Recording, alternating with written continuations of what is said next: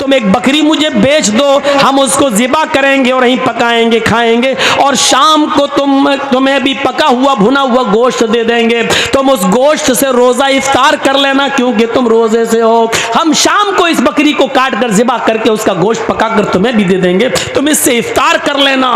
वो चरवाहा हजरत अब्दुल्ला इब्न उमर की ये बात सुनता है, उंगली से इशारा करता है और चीखता हुआ रोते हुए भागता है, कहता आइन अल्लाह आइन अल्लाह आइन अल्लाह, फिर अल्लाह कहाँ है, फिर अल्लाह कहाँ है, फिर अल्लाह कहाँ है। यानी आए अब्दुल्ला इब्न उमर, आज मैं तुम्हें बकरी बेच दूंगा, मैं अपने मालिक से झूठ बोल दूंगा, मेरा मालिक मुझे कुछ नहीं कहेगा, थोड़े से दिरहम मुझे बकरी के मिल जाएंगे, लेकिन फिर अल्लाह तो मेरी इस हरकत को देख रहा है। मैं अपने मालिक से झूठ बोल सकता हूं, लेकिन कल कयामत के दिन अपने मालिक को क्या जवाब दूंगा। आइन अल्लाह आइन अल्लाह, फिर अल्लाह कहाँ है, अल्लाह कहाँ है। आए नौजवानों, आए इस गांव में जलसा सुनने के लिए आने वालों, तुम्हारे हाथ में शराब की बोतल होती है, उस वक्त तुम्हारे मुंह से ये क्यों नहीं निकलता, मेरा बाप नहीं देख रहा है, मेरी माँ नहीं देख रही है, मेरा बड़ा भाई नहीं देख रहा है, मेरी बीवी नहीं देख रही है, लेकिन अल्लाह तो देख रहा है। अल्लाह कहाँ है, अल्लाह कहाँ है। तुम जुआ खेलते हो, तुम्हारे मुंह से ये आवाज क्यों नहीं निकलती, अल्लाह देख रहा है। तुम चोरी करते हो, तुम्हारे मुंह से ये आवाज क्यों नहीं आती, आइन अल्लाह आइन। हजरत अब्दुल्ला इब्न उमर रजी अल्लाह ताला अन्हु अपने चंद साथियों के साथ गुजर रहे हैं और जंगल से उनका गुजर होता है। जंगल में एक चरवाहे को देखते हैं। यहां देखिए आप, एक तरफ लालच और दूसरी तरफ फिक्र आखिरत, इन दोनों चीजों को देखिएगा। एक चरवाहा बकरियां चरा रहा है पहाड़ से लगे हुए एक वादी में। हजरत अब्दुल्ला इब्न उमर और उनके साथियों को जंगल में भूख लगती है, ये दस्तरखान बिछाते हैं और जो खाना ले गए थे उसको लगा देते हैं। जंगल के चरवाहे पर नजर पड़ती है, उसको बुलाते हैं, चरवाहे इधर आओ, आए चरवाहे इधर आओ। वो करीब आता है और कहते हैं कि आओ हमारे साथ, तुम भी खाना खा लो, हम खाना खाने जा रहे हैं, तुम भी भूखे होगे, सुबह से बकरियां चरा रहे हो, आओ तुम भी खाना खा लो। उसने जवाब दिया, उस चरवाहे ने, नहीं नहीं, आप ये खाना खाएं, आप तनावुल फरमाएं, आप नोश करें, हम ये खाना नहीं खा सकते हैं इसलिए कि हम रोजे से हैं। आए है चरवाहा रोजे से। अब्दुल्ला इब्न उमर कहते हैं, आए चरवाहे, इतनी सख्त गर्मी में और इतना बड़ा दिन होता है, ये बकरियां भी तुम्हारी नहीं है, तुम्हारे मालिक की हैं।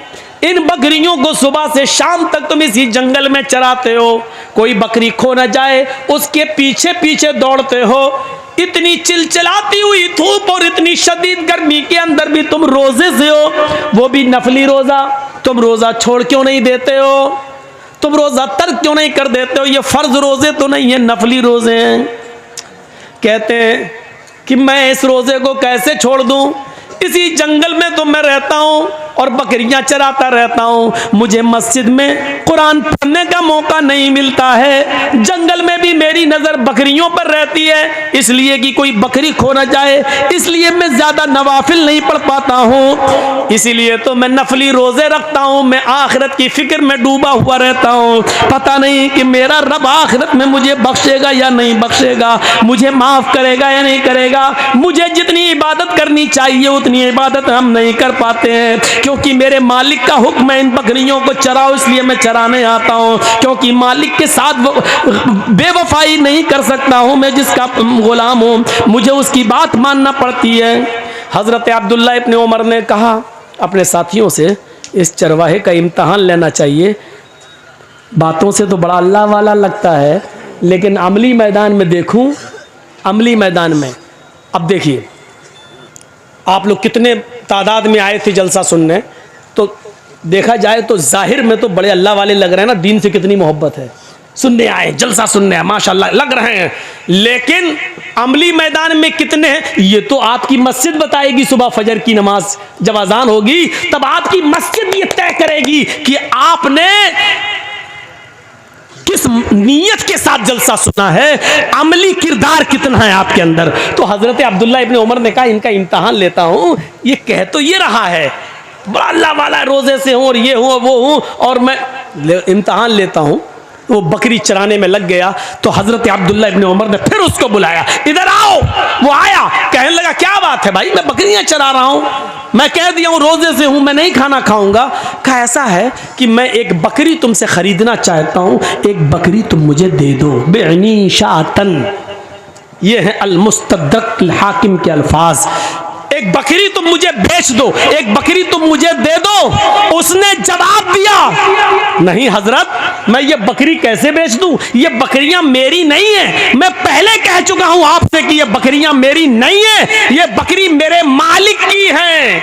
अपने मालिक की अमानत में खयानत कैसे कर दूं मैं, ये बकरी मेरी नहीं है। अब्दुल्ला इब्ने उमर ने कहा कि उस अपने मालिक से ये कह देना कि पहाड़ के दामन में बकरियां चरा रहा था, चराते चराते एक बकरी गुम हो गई। अक्सर ऐसा हो ही जाता है, बकरियां चरते चरते कहीं दूर निकल जाती हैं, कहीं खो जाती हैं, या कोई दूसरा आदमी पकड़ के ले जाता है। तुम्हारा मालिक तुमसे कुछ नहीं कहेगा क्योंकि बकरियों पर तुम्हारी नजर थी, लेकिन चरते चरते कोई बकरी दूर निकल गई और वो गुम हो गई। कह देना एक बकरी भेड़िया खा गया, या कह देना कि एक बकरी को भेड़िया मार के खा गया, तुम एक बकरी मुझे बेच दो, हम उसको ज़िबा करेंगे और वहीं पकाएंगे खाएंगे, और शाम को तुम्हें भी पका हुआ भुना हुआ गोश्त दे देंगे। तुम उस गोश्त से रोज़ा इफ्तार कर लेना क्योंकि तुम रोज़े से हो। हम शाम को इस बकरी को काट कर ज़िबा करके उसका गोश्त पका कर तुम्हें भी दे देंगे, तुम इससे इफ्तार कर लेना।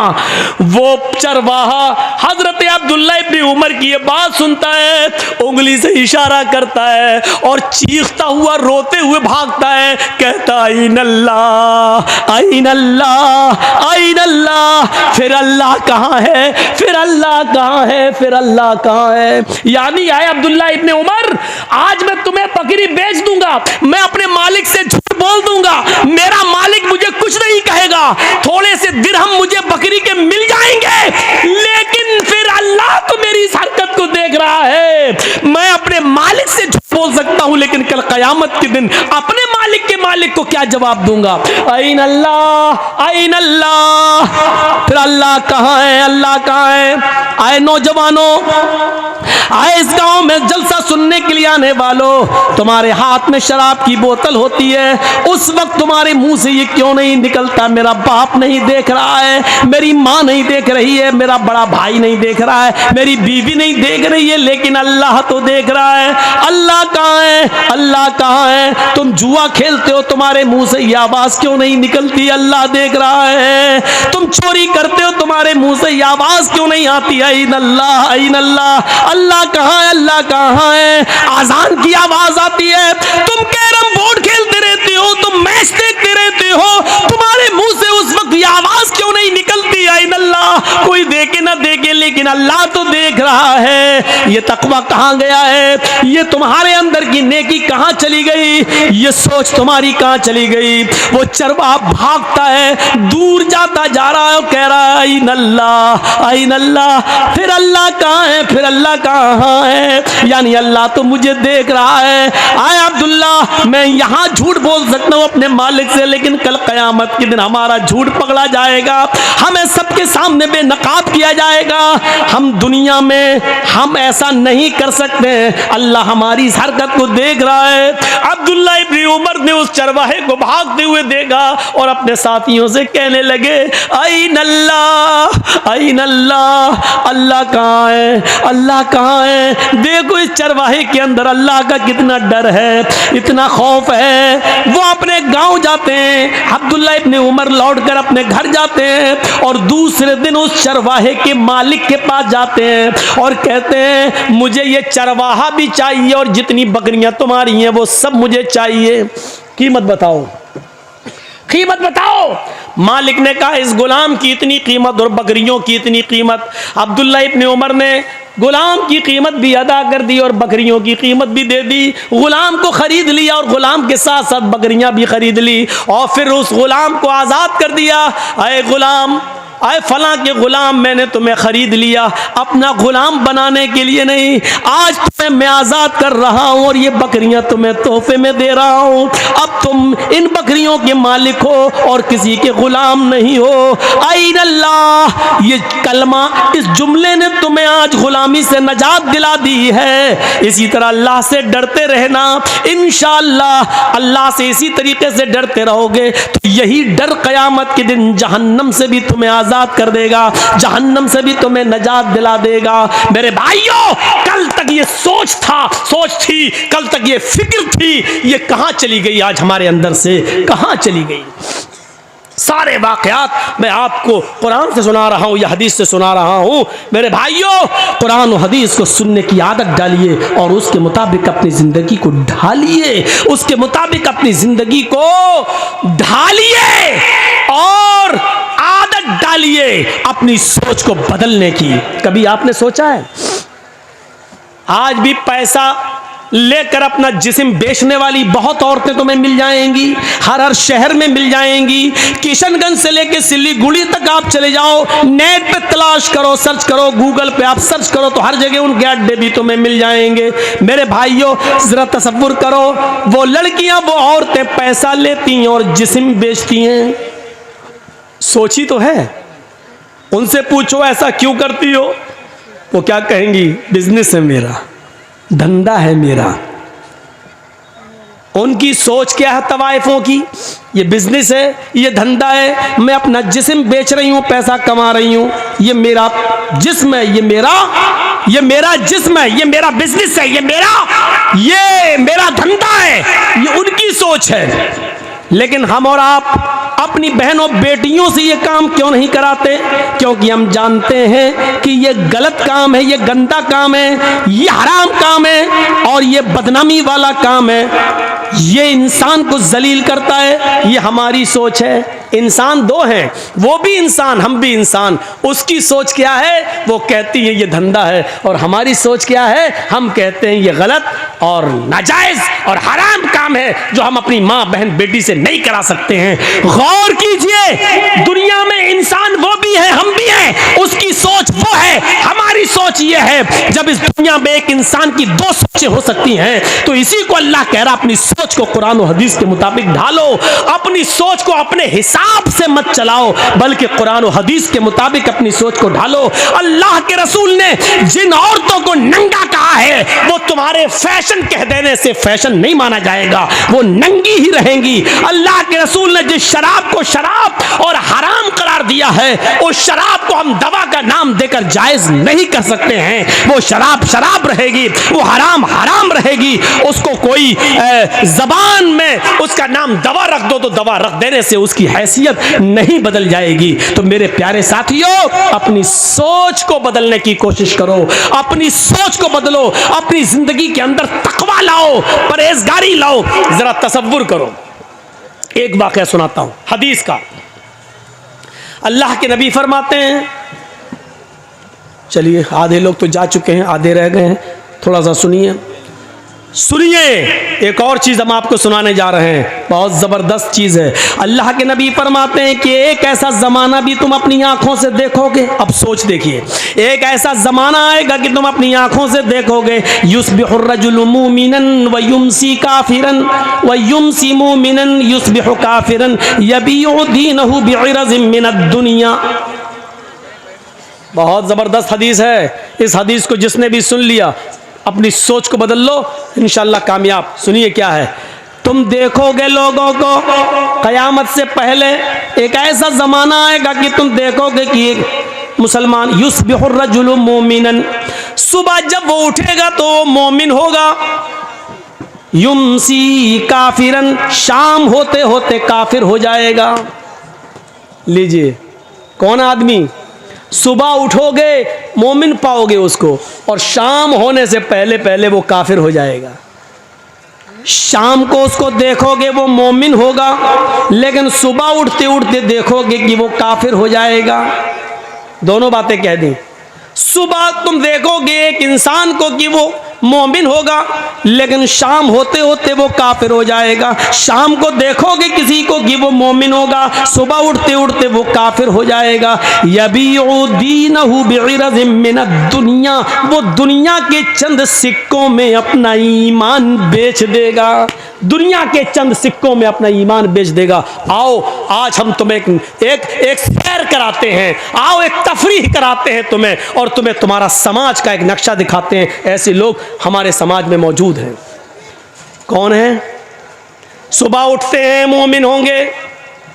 आप देखोगे चुनाव का दौर है, इलेक्शन का दौर है, एक आदमी को तुम देखोगे कि सुबह उठेगा, फजर की नमाज भी पढ़ेगा।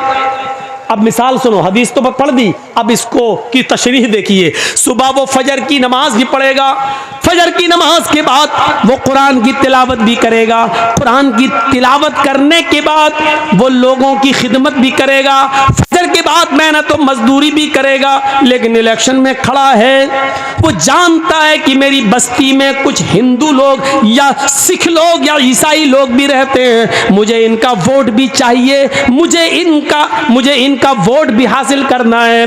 अब वो उनका वोट लेने के लिए सुबह उठेगा, मस्जिद में गया होगा, ज़ोहर में वो मस्जिद में गया होगा, उसने नमाज पढ़ी होगी, कुरान पढ़ा होगा, सब कुछ पढ़ा होगा, गरीबों की मदद भी की होगी। लेकिन शाम होने से पहले पहले हिंदुओं का वोट पाने के लिए वो किसी मंदिर में चला जाएगा। वहां जाने के बाद वो किसी पंडित के हाथ से अपने सर पर, अपने माथे पर टीका भी लगवा लेगा और मूर्ति के ऊपर हार और माला भी चढ़ा देगा। सिर्फ गैर मुस्लिमों का वोट पाने के लिए वो माथे पे टीका भी लगवा लेगा और मूर्ति पर हार और फूल भी चढ़ा देगा। इसी को अल्लाह के नबी कह रहे हैं, शाम होने से पहले पहले वो काफिर हो जाएगा। शाम को आप देखोगे कि वो मोमिन होगा, लेकिन सुबह किसी मंदिर में, किसी गिरजा में जाकर वो किसी के फूल और हार और माला डालकर हाथ जोड़कर खड़ा होगा और अपने माथे पर टीका भी लगवा लेगा। सुबह होते होते काफिर हो जाएगा। सुबह मोमिन होगा, शाम को काफिर, शाम को मोमिन होगा, सुबह काफिर। और ऐसा क्यों करेगा? यबीउ दीनहु बिइरज़िम मिनद दुनिया, वो अपने दीन को दुनिया के चंद सिक्कों में बेच देगा। दुनिया के चंद नोट पाने के लिए, दुनिया के चंद सिक्के हासिल करने के लिए, दुनिया की चंद रुपयों को कमाने के लिए वो अपने दीन की सौदेबाजी करेगा, अपना दीन बेच देगा। ईमानदारी के साथ बताओ, हमारे समाज और सोसाइटी के अंदर ये दौर चल रहा है कि नहीं चल रहा है? लोग अपना दीन बेच रहे हैं कि नहीं बेच रहे हैं? अब हमारी सोच क्या कहेगी? सोच देखिए क्या हो गया। हिंदुस्तान में रहते हैं, हमें भाईचारा बनकर रहना है, हमें उनके यहाँ जाना है, उनको हमारे यहाँ आना है। वो हमारे ईद पे आ जाते हैं तो क्या हम उनकी होली में न जाएं? वो हमारे रमजान के महीने में टोपी लगाकर हमारे रोजा इफ्तार में आ जाते हैं, हम उनके यहाँ मंदिर में चले गए तो क्या हुआ? ये भाईचारा है, ये भाईचारा, ये हमारी सोच है, ये नेता की सोच है। लेकिन शरीयत क्या कहती है कि उसने अपने दीन को बेच दिया है चंद टुकड़ों में। तो मेरे भाइयों, सोच वो नहीं है जो हम सोच रहे हैं, सोच वो है जो जनाब मोहम्मद रसूलुल्लाह ने बताई है। हमें उस सोच के ऊपर चलना है, वरना दीन अकबरी नाफिज करने वाला अकबर भी सही हो जाएगा, जिसने जोधा भाई से शादी करके कहा था कि हम दीन इलाही नाफिज करेंगे। उसने एक नया दीन की बुनियाद डाली थी। उसने भी तो यही कहा था कि हम हिंदू मुसलमान सबको लेके चलेंगे। इस्लाम हिंदू भाइयों से नफरत करने की इजाजत नहीं देता। यकीनन इस्लाम हिंदू भाइयों से प्यार करने की इजाजत देता है, ईसाइयों से मोहब्बत करने की इजाजत देता है, सिख और जैनियों से मोहब्बत करने की इजाजत देता है। हाँ, हमारा इस्लाम तो ये कहता, या अय्युहन्नास इन्ना खलकनाकुम मिन ज़करिन व उन्सा। हिंदू मुस्लिम सिख ईसाई इन सब का बाप एक है आदम, और इन सब की माँ एक है हव्वा। तुम सब एक बाप के और एक माँ के बेटे हो। हाँ, हमारा इस्लाम ये कहता है कि तुम सब भाई भाई हो, लेकिन हमारा इस्लाम मस्जिद छोड़कर किसी के मंदिर में जाकर हार और फूल चढ़ाने की इजाजत नहीं देता है। मेरे भाइयों, भाई भाई का मतलब यह है कि वो बीमार हो जाए तो उसकी देख रेख करो, उसको पैसों की जरूरत पड़ जाए तो उसको दो, उसके घर में चूल्हा नहीं जल रहा है तो आप उसकी मदद करो। अगर वो मौत और जिंदगी की कश्मकश में है और उसको उसके ग्रुप का ब्लड नहीं मिल रहा है, तुम पड़ोस में रहते हो, तुम्हारा ब्लड उसके ब्लड के ग्रुप से मिल रहा है, लेकिन तुम रोजे से हो, उसकी जान जा रही है। डॉक्टर कह रहा है कि ये मुसलमान, उसका पड़ोसी अगर एक बोतल खून दे देता है तो इसकी जान बच जाएगी। तो यहां इस्लाम ये कहता है कि उस हिंदू की जान बचाने के लिए अगर